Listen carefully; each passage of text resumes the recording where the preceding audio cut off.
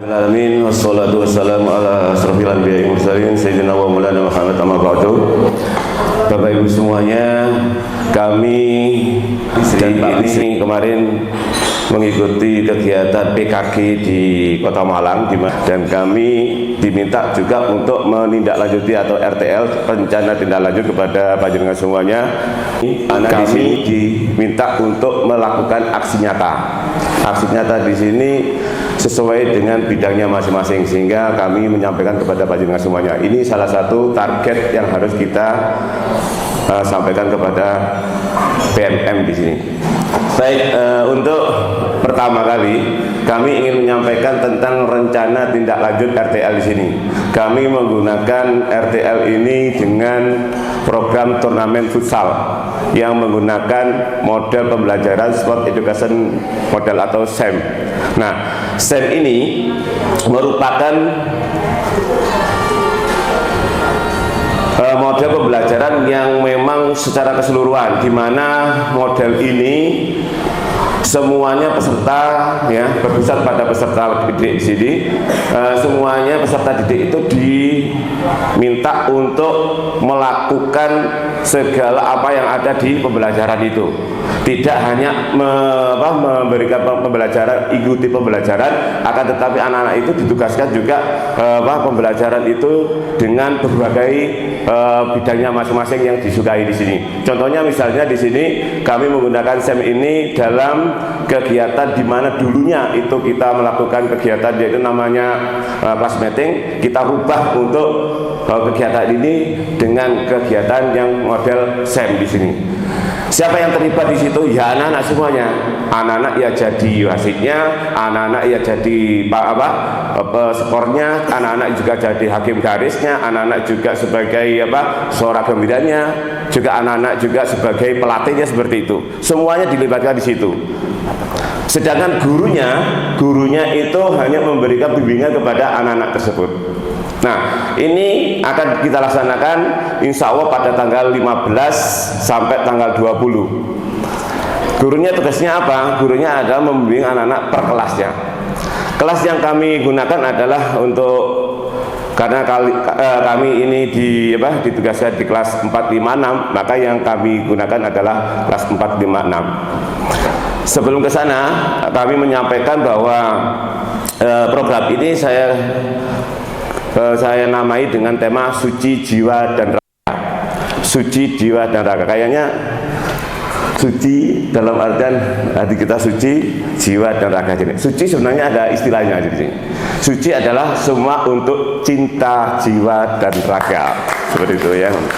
Ya, itu untuk temanya. Sedangkan latar belakang adapun untuk pelaksanaan dari SEM ini ya, SEM ini kami memang menggunakan yang namanya permainan futsal atau turnamen di dalam futsal ini kelas 456, di mana nanti ada sebuah langkah-langkah yang harus kami lakukan di sini. Yang pertama, kami akan melakukan yang namanya koordinasi dengan anak-anak semuanya di sini. Kemudian yang kedua, kami juga akan melakukan suatu diskusi bersama-sama dengan teman-teman untuk bagaimana pelaksanaan ini bisa berjalan dengan lancar. Next. Kemudian model SEM di sini ini tadi sudah saya sampaikan bahwa apa yang dilakukan oleh anak-anak di sini dia memang harus dilakukan tidak semata-mata pada saat itu dilakukan, tapi perlu adanya suatu program di mana musim-musim di sini ditata dari mulai semester 1, semester 2 begitu ditata, sehingga pelaksanaan gongnya itu pada saat pelaksanaan di SEM di sini, di pelaksanaan di turnamen futsal di sini. Nah, di pertengahan-pertengahan di situ memang banyak sekali kendala-kendala yang harus kita selesaikan bersama-sama supaya persiapan itu juga matang di sini. Nah, baik itu teknik, taktik, strategi, semuanya, keterampilan semuanya di sini itu diolah di situ. ya, diolah di situ. Kemudian pada saat pelaksanaannya, disinilah siswa itu mengeterapkan dengan aksi nyata untuk melakukan suatu program yang namanya program jenengan pembelajaran SEM. Nah, itu ada yang menjadi wasit, ada yang jadi pelatih, ada jadi komentator, dan semuanya di sini. Lanjut, next. Kemudian Sport Education Model di sini SEM ini dapat menguatkan murid study agency yang dimana dia itu bisa memberikan suara, voice, pilihan, choice, dan kepemilikan. Nah, dari tiga segitiga ini merupakan suatu bagian di mana dia itu merasa memiliki bersama-sama untuk kegiatan-kegiatan yang dia lakukan di sini. Nah, untuk program SEM ini membutuhkan suatu koordinasi, di mana koordinasi baik itu dari tim masing-masing di sini untuk bagaimana memenangkan suatu pertandingan itu atau turnamen itu. Dan itu pun didukung dengan aset yang ada di dalam sekolah. Asetnya apa saja? Asetnya itu bisa aset dari SDM anak-anak itu sendiri, yang kemudian aset dari prasarana, kemudian asetnya juga dari dari lingkungan yang ada, ya. Kemudian next ya. Juga asetnya itu juga dari kita kerjasama dengan tim atau mungkin pelatih-pelatih yang ada di luar di sini. Itu merupakan bagian dari aset yang kita miliki untuk melaksanakan kegiatan turnamen futsal ini bisa berjalan dengan lancar.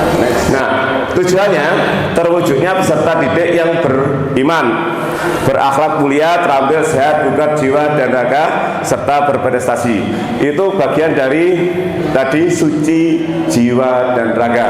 Kemudian yang kedua, penerapan konsep belajar aktif, di mana peserta didik terlibat langsung dalam kegiatan kehidupan nyata pada peran yang dipilih dalam pembelajaran SEM tersebut. Tadi sudah saya jelaskan bagaimana dia itu melakukan turnamen tersebut. Kemudian yang ketiga adalah meningkatkan pemahaman peserta didik berdiferensiasi. Nah, maksudnya berdiferensiasi adalah di mana anak-anak itu bermacam-macam memang karakternya. Ada yang suka sepak bola, ya terjunlah ke permainan sepak bola. Ada yang suka untuk jadi penonton saja, ya terjunlah kepada jadi penonton. Kalau memang dia suka jadi wasit, ya terjunlah dia itu untuk diarahkan ke wasit seperti itu. Itu berdiferensiasi. Kemudian yang keempat, yaitu untuk meningkatkan peserta didik dalam berpikir kreatif, inovatif, dan menyenangkan dalam pembelajaran turnamen futsal. Next. Nah, untuk capaian langkah-langkah dari hasil yang diharapkan di sini, capaiannya adalah pemahaman tentang peraturan permainan futsal.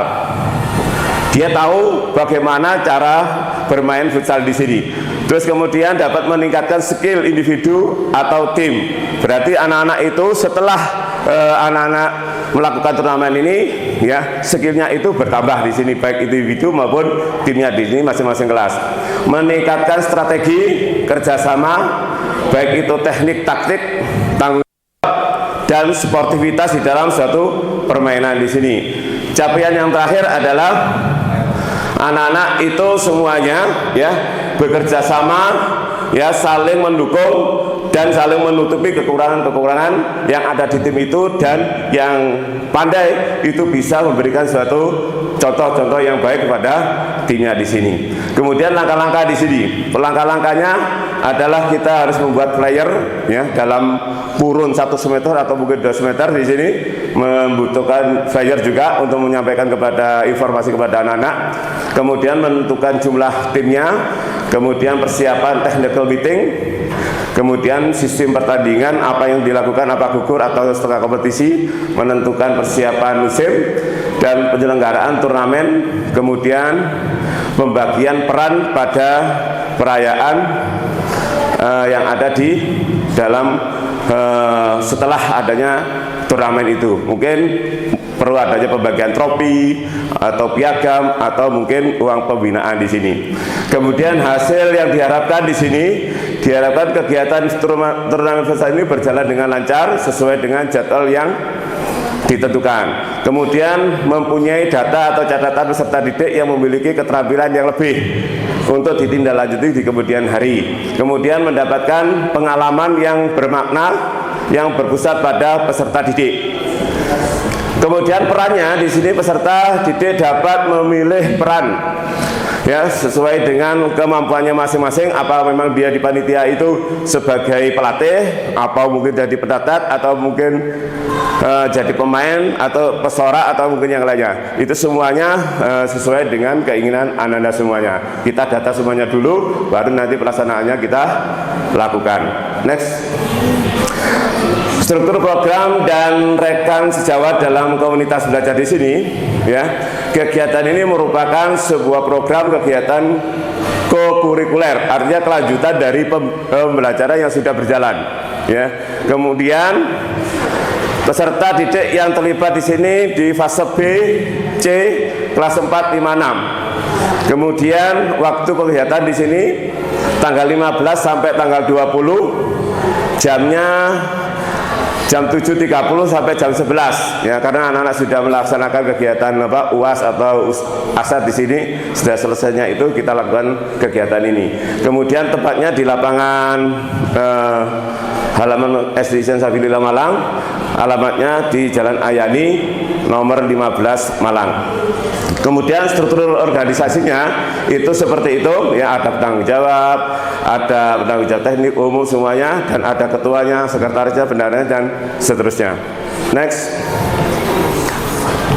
Untuk pernyataan tentang kapasitas yang dimiliki kelas atau sekolah di sini, sekolah itu memiliki kepala sekolah, guru, dan siswa, peserta didik. Kemudian peserta didik kelas 1 sampai kelas 6 ini jumlahnya juga luar biasa ya, jumlahnya 878 siswa. Kemudian memiliki lapangan olahraga yang cukup luas, sarana prasarana yang cukup yang memadai, dan ada ruangan untuk apa?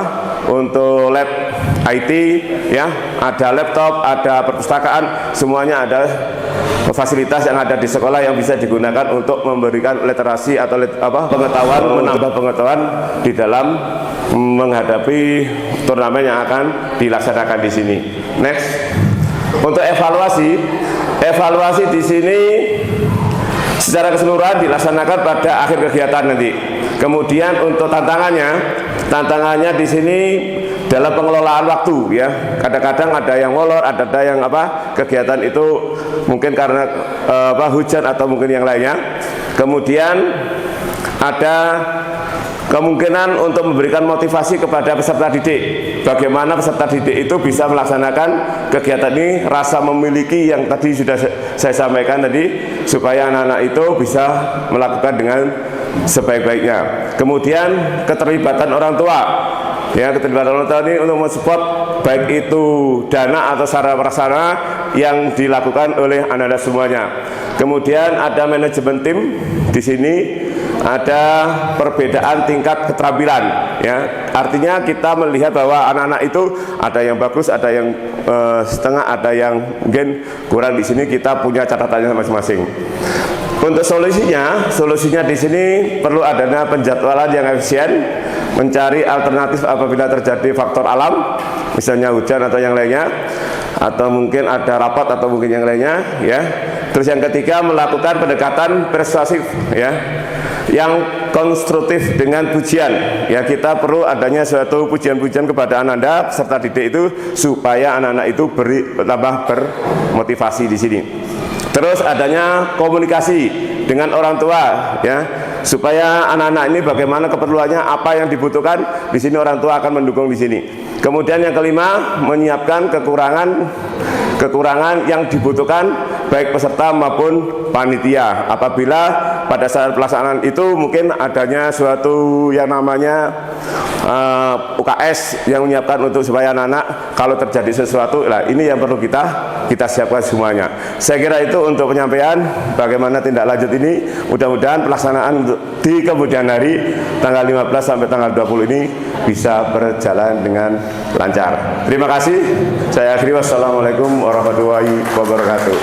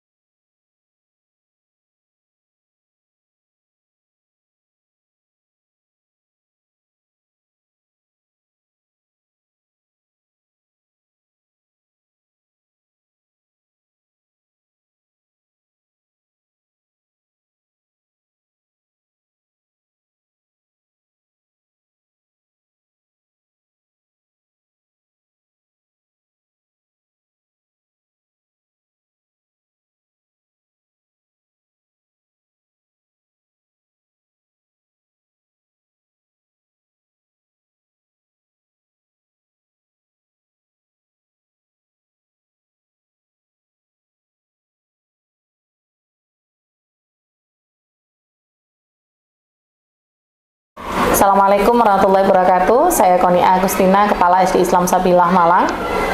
Alhamdulillah, guru kami Bapak Haji Muhammad Muklas SPD dan Bapak Bisri Mustafa SPD telah mengikuti diseminasi PKG Guru PJOK di platform Merdeka Mengajar. Alhamdulillah, saya sangat mengapresiasi kegiatan PKG ini karena selain juga memberikan wawasan baru, juga meningkatkan kompetensi guru dalam mengembangkan pembelajaran yang inovatif dan menyenangkan yang berpusat pada peserta didik tentunya. Dan guru kami, Bapak Haji Muklas maupun Pak Bisri Mustafa telah menerapkan pembelajaran yang aktif, menyenangkan, dan kreatif dalam hasil diseminasi guru tersebut. Semoga dengan adanya diseminasi guru PJOK di platform Merdeka Mengajar semakin meningkatkan kompetensi guru-guru kami yang ada di sekolah, juga membuat anak-anak lebih senang untuk belajar PJOK lagi. Semoga kegiatan ini terus berkelanjutan. Terima kasih dari saya. Wassalamualaikum warahmatullahi wabarakatuh. Ya, Assalamualaikum warahmatullahi wabarakatuh. Di sini saya ingin menyampaikan terkait presentasi yang sudah disampaikan sebelumnya, itu sangat bermanfaat, terutama bisa membuat pembelajaran itu tertuju atau berpusat kepada siswa, dan itu juga bisa meningkatkan inovasi siswa, kreativitas siswa. Jadi itu sangat bermanfaat dan bisa diterapkan di sekolah ini. Terima kasih. Wassalamualaikum warahmatullahi wabarakatuh. Assalamualaikum warahmatullahi wabarakatuh. Kami peserta didik dari kelas 6A ingin menyampaikan tentang pembelajaran PJOK di SD Islam Sabilillah Malang. Bahwa pembelajaran PJOK di SD Islam Sabilillah sangat inovatif, kreatif, menyenangkan bagi kami. Cara mengajarinya berpusat pada peserta didik, sehingga semua peserta didik ikut terlibat dalam pembelajaran tersebut. Contohnya yaitu pada saat pembelajaran permainan, kita bisa mengetahui cara untuk materinya, permainannya, dan juga cara untuk memenangkannya. Sekian dari saya. Wassalamualaikum warahmatullahi wabarakatuh. Salam